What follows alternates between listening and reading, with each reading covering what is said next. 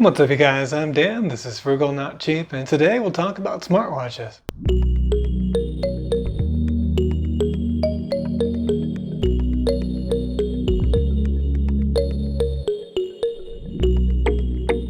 So in my last video, I was actually wearing a smartwatch, which might have been hard to see, but it was a Galaxy Watch 4 Classic, 46mm size in silver. And I also had a stainless steel band that I got off Amazon just to kind of dress it up a little bit and make it look the way that I like. In any case, after having that watch for a little while, I decided that basically, and I was resisting doing these air quotes in the initial introduction for this video, but I think that smartwatches are actually pretty dumb. So I had the watch for about a week just to try it, and I sold it for $7 less than I paid for it pretty quickly. And this wasn't my only time trying a smartwatch. So don't think that my whole evaluation is based upon just having a smartwatch for a week. Some years back, I was just trying to get into fitness, and I figured, yeah, let's get into shape. Try to track how much activity I'm doing. So I ended up getting at first just a Mi band, MI band, a little fitness tracker, and it also shows you the time. Battery life is great on those things. You have to charge them once every like 21 days or something like that, maybe less. And they still show you notifications, so you can see if you get a text message and this kind of thing.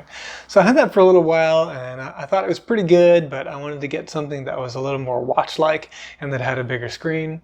So I got a product called an Amazfit BIP. This one has incredible battery life. The screen technology is more like the Pebble, so it doesn't take power to continue to show the time once it's on there. And so that was really, really good for a while. And then I thought, well, okay, so this is fine. It looks like a Casio watch and it works well and it tracks all my stuff. Why don't I get something even fancier? So I got something called the Amazfit GTR. And I think they're on their 3rd generation now, but this is more capable. I could do things like pause and start my television with it, reply with text messages better. There were some ways to make the BIP do that. But anyway, it added more functionality. It had a better screen. It was in color. It looks a little bit better. But eventually, after doing all this for months, I just realized that these products, these smartwatches, really aren't for me. And my initial suspicions, even before I got the products, ended up being true. So I think really a fun way to show you really why I think that smartwatches are actually kind of dumb is that, well, essentially, their main benefit is they're showing you notifications on your wrist, right? So all that's really doing is saving you from having to do this. So that's not really all that hard to do. So given how easy that is, it's not really providing that much benefit, right? I'm still going to feel it vibrate. If I'm in the middle of something, I won't check it, and then I'll check my notifications when it's time. So yeah, there's really not a huge benefit from doing that. So what about the other benefits, right? Like I talked about, there's all this tracking stuff that goes along with smartwatches now, and they have other capabilities like with different apps that you can download and whatnot. Well, even here, the problem is that there's a lot of overlap between smartphone capabilities and smartwatch capabilities. So, one big benefit is step tracking, of course, with the watch. And it does free you up a little bit. So you no longer have to carry your phone around everywhere to get a good step count for the day. But what I do is I just keep my phone in my pocket all the time, and then I get a very good step count, so not a big deal. How about for other exercises, you might ask? Because, these are built, oftentimes they have inbuilt GPS, or some of the more budget smartwatches will use the GPS on your phone, and then they can track things like runs and bikes and your route and all that kind of stuff, and they connect to Strava and everything. Well, again, yeah, it's great that the watch can do those things, but so can my phone. So if I'm going for a run or if I'm going on a bike ride, then I could just bring my phone along. It's actually got better GPS in many instances, and it can do the route tracking and mapping and all that kind of stuff just as well. The one place where it definitely beats out a smartphone, because most smartphones aren't super duper waterproof, and you don't really want to sort of, strap them on yourself when you're in the pool, is for swimming. So I could see a smartphone being useful in doing that. But then if you really want to just track how far you're going, then it's not that hard to keep track of how many laps you've done. So I don't know that it's that big of a deal. And definitely there's no route tracking that you want to be doing while you're in a swimming pool either. You're not going anywhere. Then how about the gym? So this is a place where, yeah, all smartphones, they have like a bajillion different settings for all these different exercises that you might do. And I guess the idea here is that you're tracking your calorie burn. But the problem is it's really, really hugely inaccurate. It's just there's an estimated based on your heart rate and the exercise you told it that you're doing for X period of time, but terribly, terribly inaccurate calorie counts here. So I don't think that's really a very good feature of them at all. And one thing that I found annoying was even some exercise tracking apps that required you to upgrade to a premium version in order to get the functionality on the Watch app, where that functionality was free on the base smartphone app. So that was annoying too. Then how about sleep tracking? And here, yeah, there is some benefit, although I think you can replicate a lot of those on your smartphone as well. One thing that the Galaxy Watch 4 did was to check if I was snoring. I'm sure I could get an app that will do that on my smartphone as well. I haven't looked. But it did have a good sense of, how much deep sleep was I in, how much light sleep was I in. And it did a pretty good job of keeping track of when I was falling asleep and waking up. And so, yeah, it does its job, I think, pretty well in terms of that. But once you know that you don't snore, and then once you've logged the sleep activity for a little while, at least in my case, I realized that I'm not looking at it because, I'm I'm kind of OCD. You can tell I'm very organized. So I have an alarm set for, whatever time in the morning every day. I go to bed around the same time every day. So essentially it's 10 to 6. And that's just my routine, and I don't stray from it. And so really there's nothing to optimize there. And this historical record of how well I've slept is pretty meaningless. Like I didn't go back and use it. And I suspect that most people that get a smartwatch, they're not really going to get anything useful out of it besides telling them like, hey, your habits suck and you should change them. But then once you change those habits and optimize, then there's really no point anymore. All right, so how about things like body mass index and body composition and blood oxygen levels and all this stuff? I mean, SpO2 could be, I guess, useful in sort of corner cases where something goes wrong, but I don't know. In terms of BMI and body composition, I've got a smart scale that does all of that, so it weighs me and it does the electrical impulses to estimate how much body fat I have as well. Although, to be honest, to the degree that I actually care about keeping my body fat percentage at, just looking kind of does the job, right? So, hey, do I have a lot of fat on my belly or not, right? So that's really the biggest indicator. It is nice to have trends so that I measure my weight every day or so, and then I can tell if I'm making progress or not. And it's harder to lie to yourself when you're seeing those figures. So I think that part of it is helpful. But again, you need a scale in order to get your weight. And you can get a smart scale that will also do your body comp. And so having that ability on your watch is really, I don't think, all that useful. I also found the estimate probably to be a bit off, actually, compared to what my scale said. Then another feature that smartwatches now are promoting is the fact that they can track your heart rate.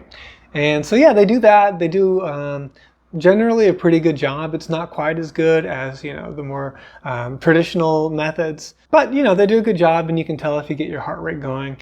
But again, here, and I think this is the problem with most of the data that's collected by the smartwatch, is unless you're some kind of uber athlete that really cares exactly about how much time you're spending with your heart rate in a certain level, or I don't know, whatever metrics that you need in order to improve in this sport or whatever field you're in that really requires eking out maximum performance, the numbers just don't matter. Like, I know when I work out hard, I'm going to get my heart rate up. If I really care about figuring out where my heart rate is at, I can just do this.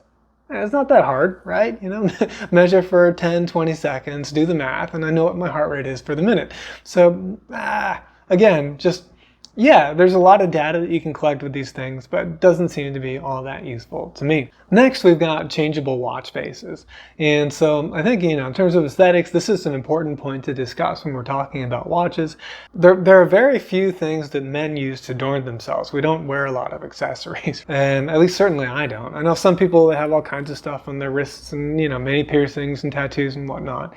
But in general, the ones that tend to be most common are relatively few, and the watch tends to be one of those. So it does seem like it would be a nice benefit that you can change the watch face on a smartwatch all the time, and then you could really have a lot more sort of versatility out of this one piece of basically jewelry. Unfortunately, however, at least to my eye, and this is very subjective, so I understand that, but to my eye, the analog smartwatch faces just don't look right. It doesn't look right to have a digital representation of something that's analog. It just doesn't quite look good to me. So that leaves you with all of the digital ones, which can in some cases look pretty good. And I did have a watch face that I quite liked. However, the problem is most of the time what you're looking at, and I think probably that's what you're seeing in my last video as well on my wrist, is just a black screen, because the battery life on these things is so junk that generally you don't want to have the display on all the time, otherwise it kills the battery. And there are some workarounds, like TicWatch had one where they had one type of display for the AOD, always on display, and a different one for when you flip the wrist. Or there are others where there's a really simple version on the digital display, and then again when you flick your wrist it becomes the full one, but then that kind of defeats the point as well, right? Because that always on one doesn't look very good, so you've really lost the whole point of that customization. So I don't think that's very good. Whereas this, looks like what it is, and I think looks quite good as well. So far, really the only benefit I've seen has been maybe in swimming, and again, that's just, I could just count the laps, so not a big deal there. One area where I do think it could be useful if you're willing to spend a little bit more is to get an LTE enabled smartwatch. So none of the ones that I have bought are LTE enabled because I didn't want to pay extra on my phone plan to be able to do that. But there could be instances just as a nice little luxury where you can leave your phone behind, just take your smartwatch out, and you still be able to receive phone calls and notifications while you're out and doing your exercise or whatever. But to me, that marginal benefit just isn't really worth it that much. Like, if I really don't want to bring my phone somewhere, I just won't bring my phone somewhere. It's not that big of a deal. So again, we're only seeing real marginal benefits to the smartwatch here over having the smartphone that's already really attached to us all the time, and I just don't think it's all that worth it. And then on the downside, this is the major one that I already alluded to, and that's battery life. So for devices that are less capable, that can't run either Wear OS or iOS, whatever the watch version of that is called, then you can get some pretty decent battery life, but it's still one additional device that you need to charge every now and then, and you've got to worry about what its battery life is at. And if you've got an Apple Watch or you've got one of these premium Android watches running Wear OS, then the battery life is so trash that you have to charge them basically every day or every day and a half. And yeah, that's just, I don't know, whatever. It's just not for me. So overall, I think smartwatches are pretty dumb in my use cases. Maybe they could work out for you, but they just don't work out for me. Again, if you're like a super athlete or something like that, it could be useful, especially, and then also especially if you want to get an LTE enabled one and pay more for your cellular plan. But for me, a classic watch like this is just much, much better. And to be honest with you, even that isn't something I need to wear, because again, if I want to see the time, pull out the smartphone, right? So I'm only wearing it because, well, I think mostly because I like the way that it looks, and that's really it, right? I just like wearing a watch. I've always worn a watch. And actually, I feel kind of naked without it. So I could try going without one, but these are great. This is solar actually with a capacitor, so there's never any worry about charging or batteries or whatnot. It should keep going for quite a very, very long time, and I'm very happy with it. So anyway, let us know your thoughts below. Hope you found today's video helpful. If you did, please hit the like button and consider subscribing. Thank you very much for watching, and I will see you in the next video.